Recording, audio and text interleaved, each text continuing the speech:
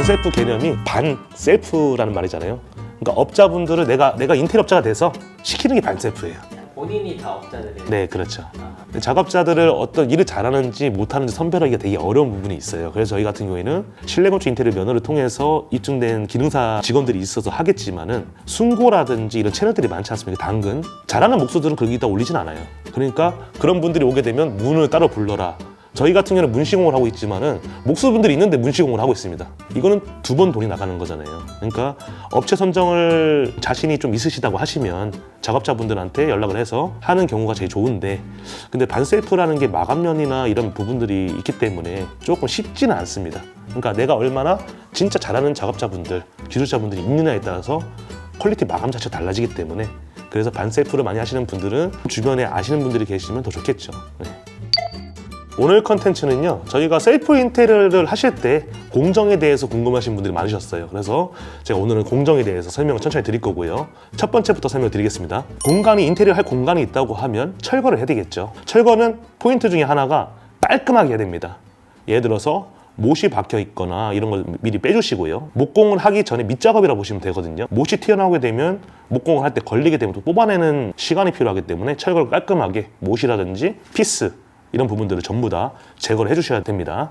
그리고 두 번째는요, 목공하기 전에 전기가 들어오거든요. 전기에 선을 빼놔야 됩니다. 목공을 친 다음에 선을 빼고 마지막에 등을 다는 작업. 그러니까 전기 작업 같은 경우에는 두 번 들어온다고 보시면 될 것 같고요. 인테리어에서 골조를 담당하는 목공이 들어가야 됩니다. 벽을 잡거나 벽을 만들거나 파티션을 만들거나 세우거나 혹은 천장을 털어내고 천장으로 목공을 다시 치던가 이런 게 전부 다 목공 작업인데요. 목공에서 가장 필수적인 요소, 문틀하고 문을 작업하는 것도 목공에 들어갑니다. 그렇기 때문에 모양을 만들어서 아트홀을 만들었다, 거실에다가. 그런 경우도 목공으로 틀을 짜놔야 마감이 되겠죠. 그 다음에 이제 마감 쪽으로 넘어가게 되는데요. 타일이 들어가야 됩니다. 타일 같은 경우에는 미리 철거를 해놓은 상태라고 가정을 했을 때 타일 공분들이 오셔가지고 타일을 붙이고, 타일을 할 때 화장실도 하겠지만은 거실 쪽 베란다 쪽 있지 않습니까? 타일을 새로 붙일 경우가 있겠죠. 그리고 부엌에도 벽 타일이라 해가지고 싱크대에 보시면 앞에 벽이 있잖아요. 그 타일 작업이 들어갑니다. 목공 작업과 타일이 끝났다. 그 다음에는 싱크대 수전 혹은 장 같은 거가 작업이 들어가야 될 것 같고요. 페인트 작업이 있으시다고 하시면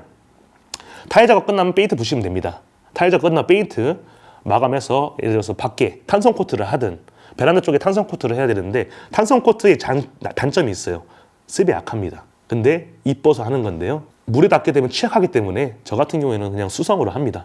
수성으로 그냥 베란다 쪽에 해주시고, 탄성 코트를 정 원하신다고 하시면 환기 잘 해주셔야 되고요. 하고 나서 페인트가 거의 들어가는 부분이 베란다 쪽이나 아파트 쪽에서 많이 그쪽밖에 안 들어갑니다. 그렇다 해가지고 요즘에 유행하는 뭐 히든도어를 하기 위한 벽을 다 잡고 나서 하는 경우, 그런 경우 페인트를 바르는 경우 돈 엄청 나옵니다. 그러니까 예산에 따라서 하는 공정에 따라 달라지는 거기 때문에 그게 맞춰서 하시면 공정만 잘 하셔도 단가를 반 이상은 줄일 수 있습니다. 그 다음에 마감이 들어가야 되겠죠. 예를 들어서 필름 마감 혹은 도배 마감, 항상 마지막에 부르셔야 되는 거고요. 필름을 부른 다음에 도배를 부르셔야 되지, 필름에 있는 프라이머가 벽지에 닿게 되면 안 지워집니다. 그러니까 항상 끝에 도배 마감이라고 보시면 될 것 같습니다. 전체적 공정은 이런 식으로 나가는데 그 중에 조금씩 들어가는 부분들이 있어요. 소방, 예를 들어서 8층 이상, 아파트가 8층 이상의 경우 무선 소방 센서를 달아야 되는 경우도 있고요. 그런 경우에는 아파트 그 주민센터하고 협의를 하셔서 이거 센서 달아야 되냐 물어보신 다음에 하셔야 됩니다. 그건 부가적으로 들어가는 부분도 있고, 인테리어가 싱크 설치가 완료가 됐다, 도시가스에다가 가스 쓰시면 가스를 불러서 가스 연결선을 다시 연결해야 되고요. 이런 부분들이 세부적으로 인테리어 공정에 들어가 있습니다. 정리를 해드리면 철거를 통해서 철거를 하고, 그리고 목공 작업을 하면서 전기가 들어오고 전기선을 빼고, 그리고 화장실 작업이 들어가고요. 타일 작업이 다 끝나게 되면 싱크대가 들어와야 되고요. 싱크대에서 뭐 작업이 끝났다, 그 장 같은 것도 들어왔겠죠. 예를 들어서 베란다 쪽에 장을 추가하시는 경우도 있잖아요. 근데 그런 경우가 다 끝나게 되면 필름이 들어오고, 그리고 도배 마감이 들어가게 됩니다. 그러니까 아파트 인테리어 이런 식으로 들어가는 거고요. 그 중간에 내장재를 붙인다고 하면 목공 작업하시는 분들한테 이런 자재를 붙이는 거는 목수분들이 하는 겁니다. 그리고 가장 중요한 거는 목공을 하시는 분들이 문 따로 부르고 목공을 따로 부르시는 분들이 계세요. 그럼 목수 아닙니다. 목수가 아닌 이유가, 목공을 하려고 하면 목수분이 와셔가 다 해야 되는데 공정을 두 번 불러버리면 돈이 따로 나가겠죠. 그리고 벽 작업 중에 가장 중요한 요소가, 아파트 벽이 내려앉아서 못 쓸 정도가 아니면 천장 철거는 하지 마십시오. 목공 작업에서 일수가 품이 많이 들어갑니다. 그러니까 아파트를 보거나 주거에서 천장이 뭐 내려앉거나 이런 기능적으로 뭐 문제가 없다, 그냥 도배만 마감하시면 됩니다. 이 부분 때문에 목공 작업에 대한 비용이 엄청나게 천차만별로 차이가 납니다. 그러니까 괜찮다고 하시면 벽만 잡아주시고 목공이라는 거 다 잡을 필요가 없습니다. 예를 들어서 샤시가 있는 부분, 외창이 있는 부분에 단열을 신경 쓴다고 하면 그쪽만 해주시면 됩니다. 그리고 전체적으로 목공을 하시는 분들 돈 많이 나옵니다. 그러니까 샤시 쪽이나 뭐 예를 들어서 단열을 신경 쓰는 부분에 목공이 들어가고 만약에 베란다 쪽에도 습이 너무 찼다, 페인트 마감해야 되는데 이쁘게 안 나올 것 같다, 그런 식으로는 목공을 하겠죠. 이렇게 해서 제가 인테리어 공정에 대해서 설명을 드렸고요. 만약에 인테리어 하실 때 셀프로 하신다고 하시면 이 공정대로 하셔야 헷갈리진 않으실 거예요. 그 다음에 반셀프로 하신다고 하시면 목공, 돈이 많이 드는 게 목공입니다. 바닥, 도배 장판, 도배할 때 장판 같이 하는 거고요. 장판이 아니고 만약에 나는 아니다, 마루를 하겠다, 그럼 도배 전에 마루 하셔야 됩니다. 그래야지 분진이 날려서, 분진 많이 날려요. 장판 같은 경우에는 도배할 때 마지막에 해야 분진이 많이 안 날립니다. 그러니까 이 점만 유의하시면 셀프 인테리어 하실 때 공정을 어느 정도 확인을 하실 수 있을 것 같습니다. 좋은 기술을 갖고 있는 업자를 잘 고르는 게 중요하죠. 그렇죠. 선별이 제일 중요합니다. 네. 그 찾아내는 게 서류상으로 봤을 때는 실내 건축 인테리어 면허가 있냐 없냐, 그리고 실내 건축 면허가 없는데 1,500만 원 이상을 공사를 한다, 불법입니다. 그리고 실내 건축이 있냐 없냐를 판별하기 위해서는 사이트에 들어가게 되면 실내 건축 인테리어 면허가 있는지 없는지 조회가 됩니다. 그래서 그 사이트로 들어가서 검색만 하셔도 실내 건축이 있는지 없는지 확인이 되는 부분이고요. 근데 반셀프가 내가 보수를 하는 게 아니라면 솔직히 말씀드려서 어렵습니다. 작업자 선별이 제일 중요한데 또 그분들이 자기의 고집이나 프라이드가 있기 때문에 잘 따르지 않는 경우도 있고요.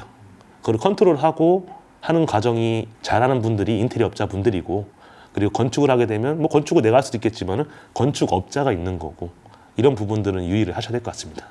근데 항상 공정들의 제일 중요한 점은 목공이 끝나면 타일이 들어야 되는 거지, 목공과 타일이 엮이면 안 됩니다. 그러면 작업할 때 부딪히거나 작업자분들이 화가 많이 나세요. 반셀프를 할 때는 항상 목공이 끝나면 공정별로 오셔야 되고요. 항상 시간에 맞추려고 작업자분들이 자기가 같이 한다 이런 경우가 있어요.